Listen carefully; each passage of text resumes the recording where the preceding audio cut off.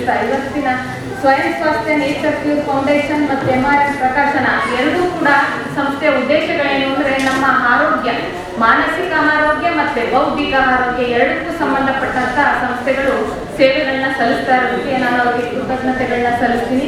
ಉತ್ತಮ ಸೇವೆಯನ್ನು ಸಲ್ಲಿಸ್ತಾ ಇದ್ದಾರೆ. ಬೇರೆ ಬೇರೆ ರೀತಿ ಸೇವೆಗಳನ್ನ ಎಲ್ಲರೂ ತಮ್ಮ ಆದಾಯಕ್ಕೋಸ್ಕರ ಇವತ್ತೇನು ಮನುಷ್ಯ ಅಂತ ಹೇಳಿದ್ರೆ ಜೀವನದಲ್ಲಿ ಆರೋಗ್ಯ ಅದು ಸೈಡ್ಗಿರ್ತಾರೆ, ಸಂಬಂಧ ಸೈಡ್ಗಿರ್ತಾರೆ, ಹಣ ಮೊದಲನೇ ಆದ್ಯತೆ.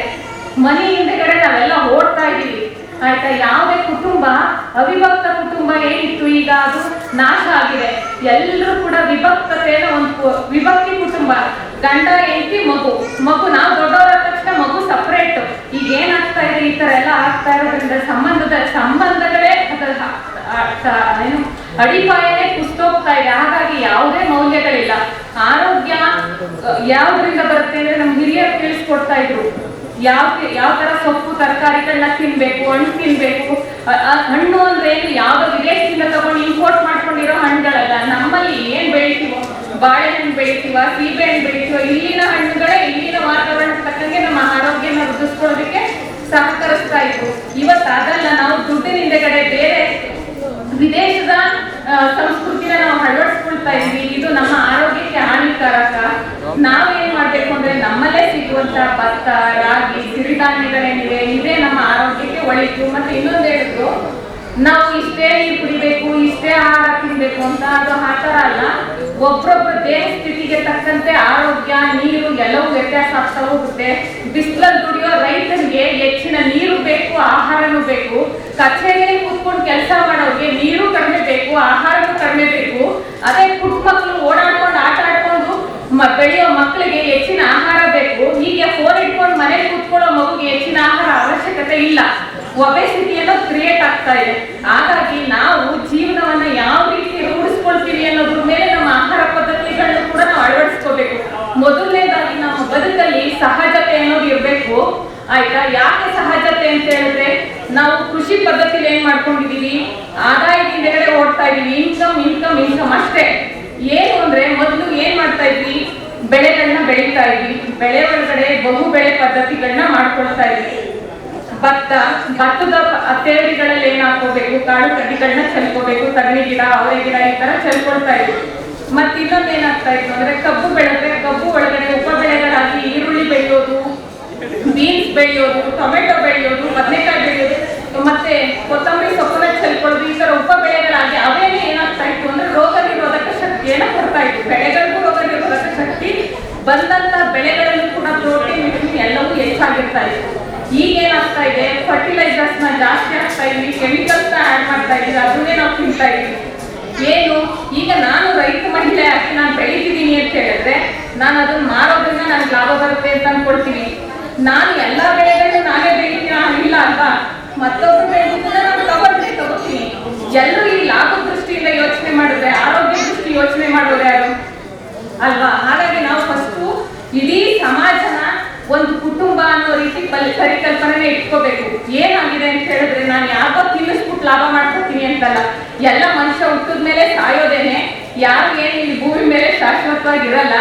ಬದುಕೋವರೆಗೆ ಸಂತೋಷವಾಗಿರ್ಬೇಕು. ಸಂತೋಷ ಅನ್ನೋದೇನು ಅಂದ್ರೆ ಸಹಜ ಬದುಕಲ್ಲೇ ಸಂತೋಷ ಕಾಣುವಂಥದ್ದು. ಕುಟುಂಬದೊಳಗಡೆ ಅಜ್ಜಿ, ತಾತ, ಮಕ್ಕಳು ಎಲ್ಲ ಇದ್ದಾಗ ಏನಾಗ್ತಾ ಇತ್ತು, ಅಲ್ಲೇ ಎಂಟರ್ಟೈನ್ಮೆಂಟ್ ಸಿಗ್ತಾ ಇತ್ತು. ಒಂದ್ ಮಗು ಮಾತಾಡೋ ಮಾತಿಲ್ಲರೂ ಕೂಡ ನಮ್ಗೆ ಎಂಟರ್ಟೈನ್ಮೆಂಟ್ ಸಿಗ್ತಾ ಇತ್ತು. ಹಿರಿಯರು ಮಾತು ಹೇಳೋ ಬುದ್ಧಿ ಮಾತಿಲ್ಲರೂ ನಮ್ಗೆ ಅವೇರ್ನೆಸ್, ತಿಳುವಳಿಕೆ ಮೂಡ್ತಾ ಇತ್ತು ಆಯ್ತಾ. ಹಿಂದೆ ಎಲ್ಲರೂ ಓದು ಬರಹ ಗೊತ್ತಿರ್ಲಿಲ್ಲ, ಆದ್ರೂ ಜ್ಞಾನಿಗಳಾಗಿದ್ರು. ಇವತ್ತು ನಾವು ಹಲವಾರು ಪುಸ್ತಕಗಳನ್ನ ಓದ್ತಾ ಇದೀವಿ, ಅಜ್ಞಾನಿಗಳಾಗಿದ್ದೀವಿ. ಜ್ಞಾನಿಗಳು ನಾವ್ ಯಾರೂ ಆಗಿಲ್ಲ. ಹಾಗಾಗಿ ನಾವು ಜ್ಞಾನ ಅನ್ನೋದನ್ನ ಪ್ರತಿಯೊಂದರಲ್ಲೂ ನಾವು ಕಂಡ್ಕೊಳ್ಬೇಕು. ಪುಸ್ತಕ ಓದೋದು, ಇವತ್ತು ಮೊಬೈಲ್ ನೋಡ್ತೀವಿ, ಲ್ಯಾಪ್ಟಾಪ್, ವಿತೌಟ್ ಇಂಟರ್ನೆಟ್ ಯಾವ ಮೊಬೈಲ್ ಇವತ್ತಿಲ್ಲ ಆಯ್ತಾ. ಯಾಕೆ ನಾವು ಇಂಟರ್ನೆಟ್ಗೆ ಅಳವಡಿಸ್ಕೊಳ್ತಿದೀವಿ ಅಂದ್ರೆ ಮಾಡರ್ನೈಸೇಷನ್ ಅಂತ ಹೋಗಿದ್ವಿ. ಫಸ್ಟ್ ನಾವು ಸಾಂಪ್ರದಾಯಿಕ ಪದ್ಧತಿ ಏನಿತ್ತು, ನಮ್ಮ ಇಂಡಿಯನ್ ಕಲ್ಚರ್ ಸಿಸ್ಟಮ್ ಏನಿತ್ತು, ಆ ರೀತಿ ನಾವು ಫಾರ್ವರ್ಡ್ ಆಗಬಾರ್ದು, ಬ್ಯಾಕ್ವರ್ಡ್ ಆಗಬೇಕು ಅಂತ ನಾನು ಹೇಳಕ್ ಇಷ್ಟಪಡ್ತೀನಿ. ಬ್ಯಾಕ್ವರ್ಡ್ ಅಂದ್ರೆ ಹಿಂದಿನ ಪದ್ಧತಿ, ಜೀವನ ಪದ್ಧತಿಯನ್ನ ನಾವು ಅಳವಡಿಸ್ಕೋಬೇಕು ಅಂತ. ಫಾರ್ವರ್ಡ್ ಅಂತ ಫಾರ್ವರ್ಡ್ ಅಂತ ಹೇಳಿ ಮಣ್ಣೆ ಪಲ್ಯೂಟ್ ಆಗ್ತಾ ಇದೆ. ಬಿಲ್ಡಿಂಗ್ ಗಳೇನಾಗ್ತಾ ಇದೆ, ಎಲ್ಲ ಸಿಮೆಂಟ್ ಇಂದ, ಕಲ್ಲುಗಳಿಂದ ಕಟ್ತಾ ಇದ್ದಾರೆ. ಅದೇನಾಗ್ತಾ ಇದೆ, ಯಾವ ಬಿಲ್ಡಿಂಗ್ ಮೊದಲಿನ ತರ ಮಣ್ಣಲ್ಲಿ ಕಟ್ಟೋ ಮನೆ ಭದ್ರವಾಗಿರ್ತಿತ್ತು, 100 ವರ್ಷ 200 ವರ್ಷ ಭದ್ರವಾಗಿರ್ತಿತ್ತು ಮನೆಗಳು. ಇವತ್ತು 50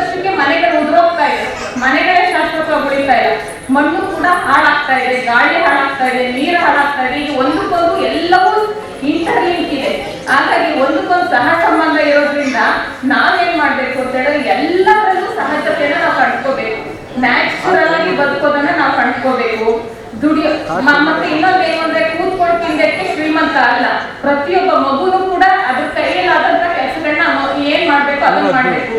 ತಂದೆ ವ್ಯವಸಾಯ ಮಾಡ್ತಾನೆ ಅಂತ ಹೇಳಿದ್ರೆ ಮಗು ಹಸುಗೆ ಹುಲ್ಲಾಕುವಂಥದ್ದು, ನೀರು ಕುಡಿಸುವಂಥದ್ದು ಅಂಥದನ್ನ ಮಾಡ್ಬೇಕು. ದೊಡ್ಡವರು ತನ್ನ ತಾಯಿಯಾಗಿ ಏನ್ ಅಡಿಗೆ ಮಾಡುವಂತ ಕೆಲಸಗಳ ಮನೆಯಲ್ಲಿ ಕಸ ಒರ್ಸೋದು ಏನಿತ್ತು ಇವತ್ತು ಹಂಗಲ್ಲ.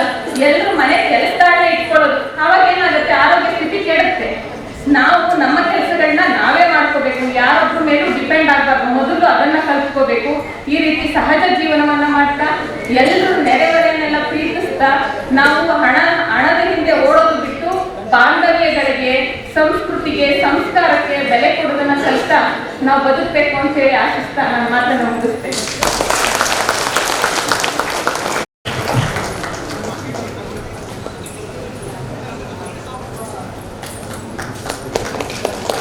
ಹರೀಶಣ್ಣ